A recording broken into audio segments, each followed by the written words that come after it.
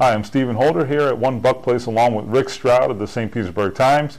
Bucks going into a big game against the Detroit Lions, a critical one for their playoff hopes, which are still very much alive. They've got to win out, or at least put themselves in position to go into the final week with their playoff hopes alive. And that means beating the teams like the Detroit Lions, who are going to be a big underdog coming in here. But Rick, tell us about this Lions team. What's going on with them? A lot of people will dismiss this team. Is this a team the Bucs could possibly lose to? Well, you can lose to any team in the NFL, and I mean they are coming off a win over the Packers, which was considered a playoff type caliber team. They knocked out Aaron Rodgers, but the thing about the Lions is they've lost 26 straight games on the road, and at some point that streak's going to snap, and the Bucs don't want that to be here on Sunday. And they are very much like Tampa Bay in that they have a defense built around a defensive tackle, a rookie in Ndamukong Suh, much like the Bucs drafted Gerald McCoy.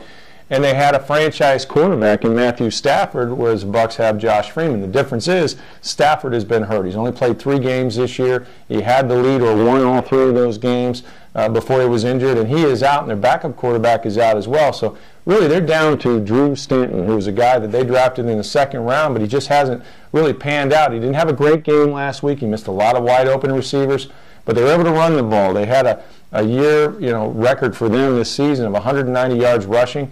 And they have Javid Best, who's a good-looking rookie. So they have enough pieces to do some things. And I think the biggest piece they have is their wide receiver, Calvin Johnson. Yeah, and the Bucs are going to get a good look at him. Obviously, they're down Aqib Talib as it is in the secondary, so that's the matchup to watch. You're going to see E.J. Biggers over there. You're going to see potentially Myron Lewis get matched up on him, depending on where they play Calvin.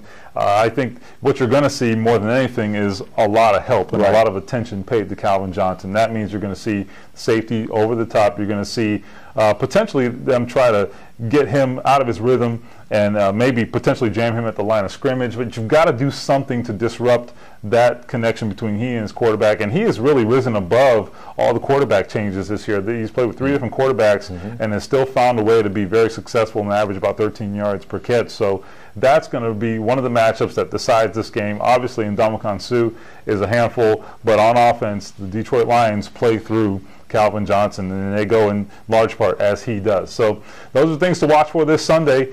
Check back with us at TampaBay.com, and we will fill you in on all the details of the game.